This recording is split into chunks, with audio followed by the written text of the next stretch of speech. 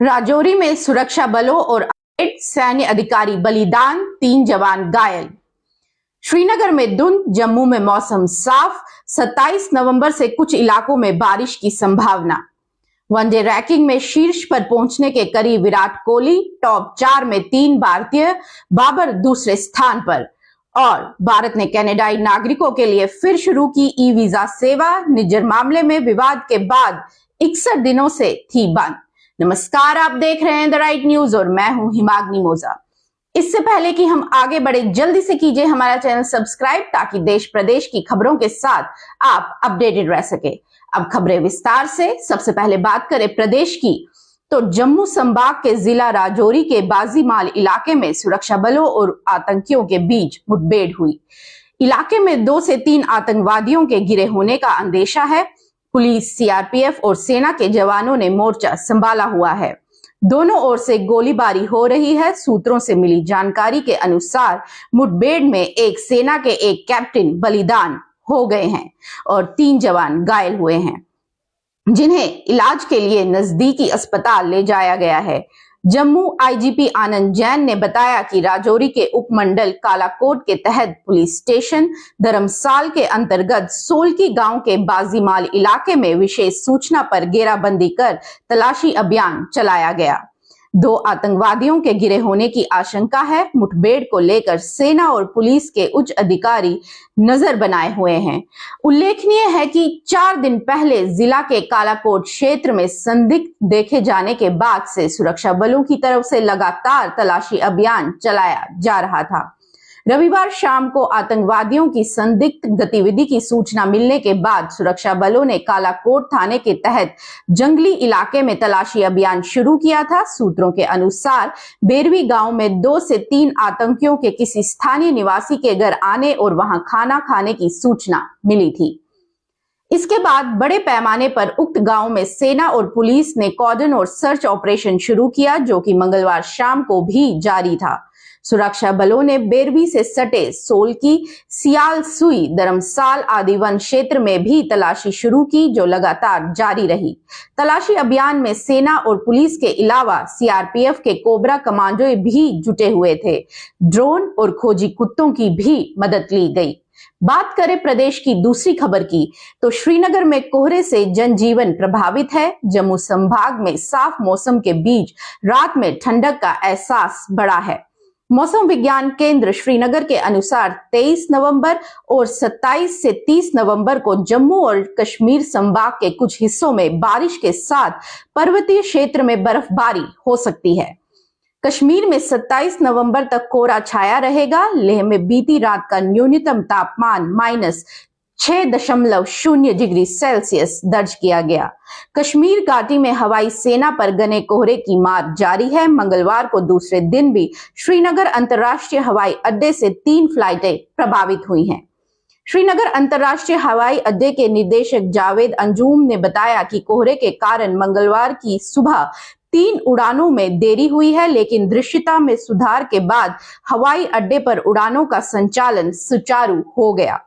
श्रीनगर में न्यूनतम तापमान -1.2 डिग्री सेल्सियस के साथ सीजन की अब तक की ठंडी रात बीती।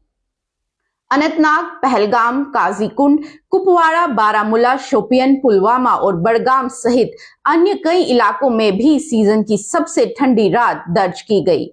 काजीकुंड में न्यूनतम तापमान -0.8 डिग्री, पहलगाम में -2.9 डिग्री सेल्सियस, कुपवाड़ा में -0.8 डिग्री सेल्सियस, बड़गाम में -2.3 डिग्री सेल्सियस, पुलवामा में -2.7 डिग्री सेल्सियस, अनंतनाग में -2.3 डिग्री सेल्सियस, शोपियन में -3.9 डिग्री सेल्सियस दर्ज किया गया।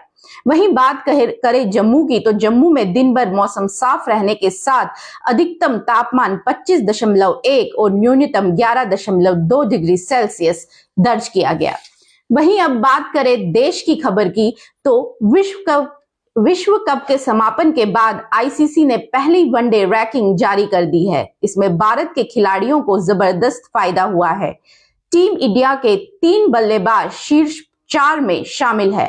भारत के दिग्गज बल्लेबाज विराट कोहली शीर्ष पर पहुंचने के करीब आ गए हैं, वहीं रोहित शर्मा ने चौथे स्थान पर अपनी स्थिति मजबूत कर ली है। पहले स्थान पर टीम इंडिया के ओपनर शुभम गिल और दूसरे पर पाकिस्तान के बल्लेबाज बाबर आजम हैं, वहीं तीसरे पर कोहली है। कोहली ने विश्व कप में 765 रन बनाए थे, जिसमें इन्हें एक स्थान का फायदा हुआ है। वह अब शीर्ष पर काबिज शुभम से सिर्फ 35 रेटिंग पॉइंट पीछे हैं। गिल के 826 रेटिंग पॉइंट है। उन्हें बाबर आजम के ऊपर मामूली बढ़त मिली हुई है, क्योंकि पाकिस्तान के पूर्व कप्तान के खाते में 824 रेटिंग पॉइंट है।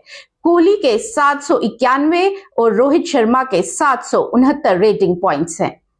कोहली ने विश्व कप में 3 शतक लगाए। उन्हें वनडे में सचिन तेंदुलकर के सबसे ज्यादा 49 शतकों के रिकॉर्ड को भी तोड़ दिया है। वहीं रोहित शर्मा ने टूर्नामेंट में टीम के लिए 557 रन बनाए हैं। शुभम गिल ने 354 और बाबर आजम ने 320 रन बनाए। पाकिस्तान की टीम सेमीफाइनल में भी नहीं पहुंच पाई थी। कोहली ने 2017 और 2021 के बीच 1258 दिनों तक नंबर 1 स्थान पर थे। हाल के वर्ष में बाबर ने शीर्ष पर अधिकांश समय बिताया। उन्हें शुभम गिल ने पहले स्थान पर से हटाया था।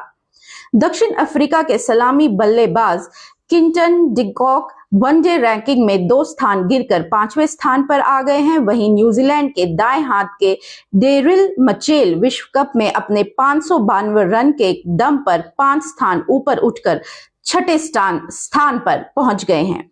वनडे बल्लेबाजों की रैंकिंग में सबसे बड़ा फायदा ट्रेविस हेड का हुआ है। ऑस्ट्रेलिया के सलामी बल्लेबाज ने विश्व कप फाइनल में शतक लगाया था।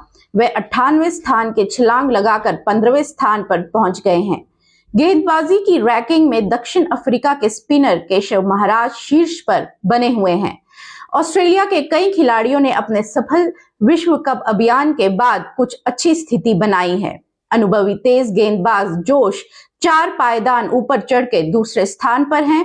उनके साथ तेज गेंदबाज मिचेल स्टार्क अब 8वें पायदान ऊपर चढ़कर 12वें स्थान पर आ गए हैं, जबकि कप्तान पैट कमिंस 7 पायदान ऊपर चढ़कर 97वें स्थान पर आ गए हैं। बात करें मोहम्मद सिराज की, तो मोहम्मद सिराज तीसरे और जसप्रीत बुमराह चौथे स्थान पर काबिज हैं। वहीं उनके साथी कुलदीप यादव एक स्थान गिरकर 6ठे स्थान पर आ गए हैं। विश्व कप के समापन पर ऑलराउंडरों की वनडे रैंकिंग के शीर्ष 10 में ज्यादा बदलाव नहीं हुआ है। बांग्लादेश के अनुभवी शाकिब अल हसन शीर्ष पर अच्छी बढ़त बनाए हुए हैं। न्यूजीलैंड के मिचेल स्टेनर 2 स्थान गिरकर 7वें स्थान पर है और बांग्लादेश के मेहंदी हसन मिराज 2 स्थान ऊपर चढ़कर 9वें स्थान पर पहुंच गए हैं। बात करें आज की आखिरी खबर की, तो भारत ने कनाडा के नागरिकों के लिए एक बार फिर ई वीजा सेवा शुरू कर दी है। गौरतलब है कि 21 सितंबर को कनाडा में भारत के लिए वीजा सेवाएं मुहैया कराने वाली एजेंसी ने परिचालन कारणों से कुछ समय के लिए इस सुविधा को निलंबित कर दिया था। BLS इंटरनेशनल की ओर से जारी आदेश में कहा गया था कि ऑपरेशन कारणों से तत्काल प्रभाव से कनाडा में भारत वीजा सेवाओं को अगली सूची तक निलंबित कर दिया गया है। हालांकि इसके बाद 26 अक्टूबर से भारत ने कुछ विशेष श्रेणियों में वीजा सेवाएं फिर से शुरू करने की बात कही थी। इनमें प्रवेश visa, business visa, medical visa और कॉन्फ्रेंस वीजा शामिल है। हालांकि अब कनाडाई नागरिकों के लिए हर तरह के ई वीजा आवेदनों की छूट दे दी गई है। आपको बता दें कि खालिस्तानी आतंकी हरदीप सिंह निज्जर की हत्या के मामले में कनाडा के प्रधानमंत्री जस्टिन ट्रूडो के बयान के बाद दोनों देशों के रिश्तों में तनाव पैदा हो गए थे। रिश्ते अब भी नाजुक मोड़ पर है। पहले कनाडा की तरफ से भारत जाने वाले यात्रियों के लिए ट्रैवल एडवाइजरी जारी की गई थी। इसके बाद भारत ने भी खालिस्तान समर्थकों के खतरे के मद्देनजर भारतीय नागरिकों के लिए भी एडवाइजरी जारी की थी। ये थी आज की कुछ विशेष खबरें। कल फिर आपके सामने प्रस्तुत होंगे कल की कुछ विशेष खबरों के साथ। तब तक के लिए मुझे और मेरी वीडियो जर्नलिस्ट प्रिया भट्ट को दीजिए इजाजत। बने रहे द राइट न्यूज पर। लाइक कीजिए, सब्सक्राइब कीजिए, शेयर कीजिए, कमेंट जरूर कीजिएगा। नमस्कार।